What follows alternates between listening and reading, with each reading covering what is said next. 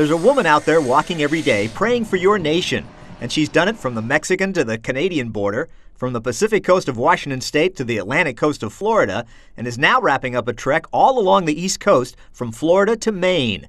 We met Lynn Hanisch hiking through the nation's capital. She's always loved walking, but wanted to do something big and meaningful, and for God and country. I've always wanted to walk, to go across America.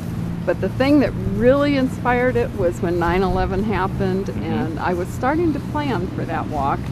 And my husband and I looked at each other and we said, this is the time, it's got to be done, and it has to be praying for our nation, for the unity of our country. Now, most people are just fine praying privately in their own homes, but not Lynn. It could be done from home, definitely, but I believe that God had called me to walk and pray, and to claim this land step by step back for Him.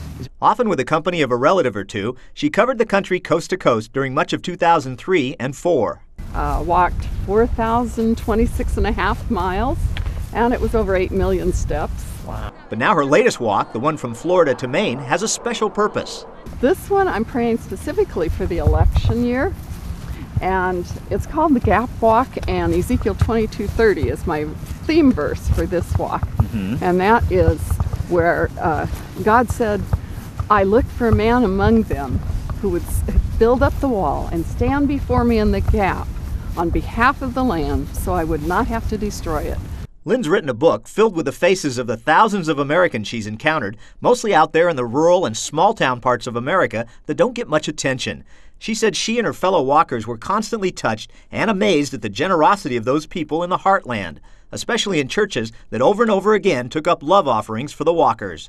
We knew we had needs and didn't know where funds were going to come from, and God just provided, totally unexpected, because we never asked for money, never once, but always it was there. And these long-distance hikers were gratified how many people seemed to really appreciate the reason for their cross-country prayer walk. And many times they would say, can you pray for me? Here's a request.